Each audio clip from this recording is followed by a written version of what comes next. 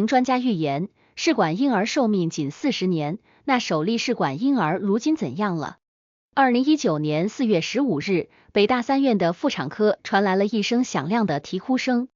彼时，孩子母亲郑萌珠瞬间成了医院里的名人。大家关注她，并不是因为她的孩子，而是因为她的身份。她是大陆第一例试管婴儿，有专家曾经预言她的人生活不过40岁。那么，郑萌珠究竟能不能扛过不惑之年呢？如今的她怎么样了？1. 坎坷的求子。在我国医学界，郑萌珠是要被载入史册的人物。她的降生于中国医疗事业而言是历史性的大进步。如今，试卷婴儿是不少女性孕育生命时愿意尝试的一条路。可在几十年前，这条路上去充满了未知数。那些饱受生育困扰的女性并不知道，做试管会对她们的人生产生怎样的影响。彼时，家住甘肃礼县的郑桂珍对此可谓是感触最深的。郑桂珍与丈夫结婚多年，他们的感情好得让人羡慕。可实际上，他们的婚姻里一直存有缺憾。郑桂珍一直渴望有个属于自己的孩子，为此她跟丈夫努力了很久。奈何天意弄人，他们跟孩子总是差了点缘分。刚开始，郑桂珍并不知道问题出在哪，直到去医院做了次检查，她才慢慢知晓了其中的缘由。原来，郑桂珍怀不上孩子，问题出在她的输卵管上。医生检查发现得知，她小时候结核菌感染，这次感染没有危及她的性命，但让她的双侧输卵管出现了堵塞。也正是因此原因，郑桂珍才会结婚10几年要不上孩子。知道真相后，郑桂珍既震惊又失落，她不敢相信命运对她如此残酷，可她又不得不接受自己的缺陷。换作是旁人，或许早就因此放弃要孩子的想法了。可这一切根本改变不了郑桂珍的想法，她真的不愿意认命，更不愿意沦为命运的弃子。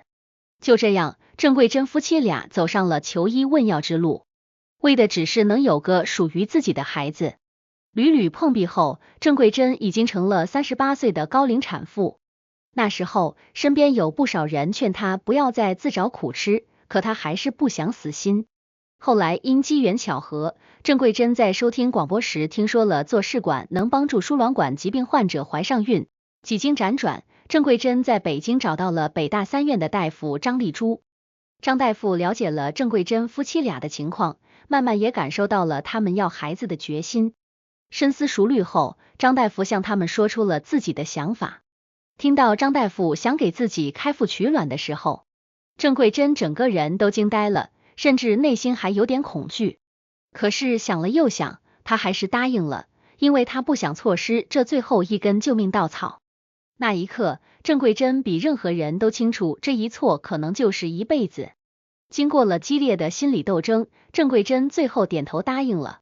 就这样，她成了全国第一个吃螃蟹的人。那时候的医疗条件很简陋，医院里可用的取卵针钝得不行，滋养卵子的器皿找不到合适的，甚至连专用培养液都没有。那么，郑桂珍的孩子真的能平安降世吗？2. 奇妙的经历。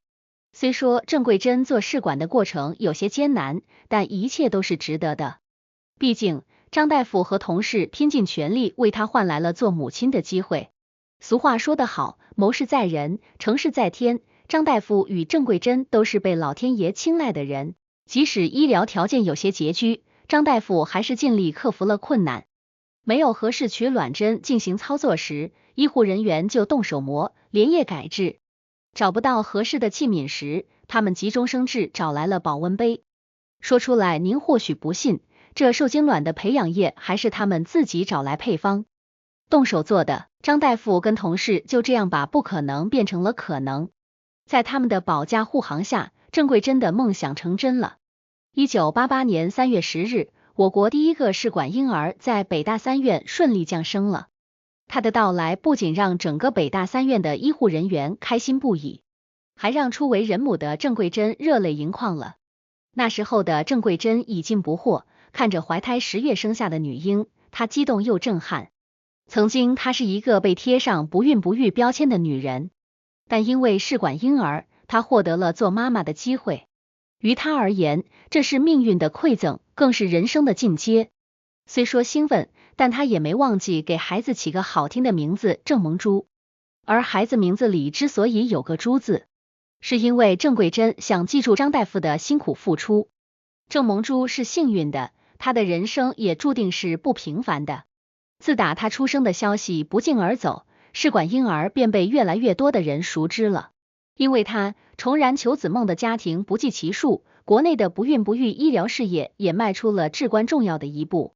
可是试管婴儿也是充满争议的，有人曾不止一次拿着试管婴儿与自然受孕的婴儿进行比较，甚至还贬低试管婴儿。有自称专家的人言之凿凿对大家说，试管婴儿的寿命仅仅只有40年。流言蜚语满天飞，郑桂珍有时候也会担心女儿的健康与寿命问题，但郑桂珍还是决定用实际行动陪伴女儿过完一生。在母亲的呵护下，郑萌珠一直在爱围绕着。小时候，她并不知道自己如此特殊，在她眼里，她跟身边的同龄玩伴没有任何不同之处。到了该上学的年龄，她就去上学；到了该看世界的时候，父母会竭尽所能为她保驾护航。随着时间的推移，她经历的人情世故越来越多，渐渐也开始了解自己的身世。可是并没有影响她的生活，相反，因为这些特殊的经历，她更懂得生命的意义。郑萌珠觉得老天爷让她来到这个世上，对她的一种眷顾。她早早的便立志要用自己的人生去帮助需要帮助的人。也正是因为这种初心，她才会走上了医学道路，回到了她出生的地方北大三院。那么郑萌珠后来怎么样了？她真的活过40岁了吗？3. 血缘的传递。于郑萌珠而言，北大三院是她的第二个家。她出生在这里，也在这里实现了自己的人生价值。读完大学后，她义无反顾地参加了北大三院生殖中心的应聘。靠着出众的个人条件，她一路过关斩将，拿到了工作入场券。在这里，她始终比别人多一分亲切感。当年接生她的张大夫成了她的奶奶，见证她出生的刘平医生、乔杰院长成了她的亲人。在单位，郑萌珠主要负责病患档案工作。每看到那些被不孕不育困扰的夫妻，她总会想到多年前求子路上的父母。因为她是试管婴儿的受益者，有时同事还会向她求助，希望她能接自己的故事来给患者信心。郑萌珠从不抗拒接触病患，甚至有时候还会跟投缘的患者一起坐下来聊聊天，分享一下自己的故事。郑萌珠用感恩心感染着身边人，也让一些身处求子困境的家庭感受到了曙光。与母亲坎坷的求子经历不同，郑萌珠要孩子的过程很顺利。2019年是郑萌珠降生的第31年，这一年于她而言是人生的一个新起点。彼时，她的身上多了一个新身份——妈妈。她通过自然受孕怀上了属于自己的孩子，因为她首例试管婴儿的身份，很多人都好奇她生下来的孩子是什么样，健不健康。可是没有人能预知未来，更没人知道郑萌珠分娩时会是什么状况。等了一天又一天，谜底终于在2019年4月15日揭开了。这一天，郑萌珠迎来了属于自己的分娩时刻。北大三院的医生把她推进手术室的那一刻，有不少人都在感叹命运的奇妙。那一瞬间仿佛回到了郑萌珠出生的时候。北大三院十分重视郑萌珠的生产，甚至还派出了经验丰富的妇产科主任主刀。手术的过程比大家预想的顺利，虽说临盆时孩子胎位不正，但在郑萌珠和医护人员的不懈努力下，一个可爱的大胖小子咕咕坠地了。听到医生说孩子一切正常时，郑家人悬着的心也放到了嗓子眼。事后，郑爸还专门抱着外孙子，在人前炫耀他的大长胳膊、大长腿。男婴的到来对于北大三院的妇产科意义也是非凡的。从接生郑萌珠到接生他的儿子，这中间跨越了31年。在这些年里，北大三院妇产科的大夫们实现了从0到1的突破。因为他们的不懈努力，许多个受不孕不育困扰的家庭迎来了属于自己的郑萌珠。4. 精彩人生，环环相扣。当了妈妈后，郑萌珠更能理解母亲当年的不容易了。可是激动之余，她也有遗憾。郑萌珠遗憾她的接生人张丽珠离开了人世，不能亲自抱一抱她的孩子。如今，郑萌珠的人生故事依旧在继续。晋升为人母后，她的生活变得更加丰富多彩。虽然有人曾断言她活不过40岁，但科学在进步，医疗条件在改善。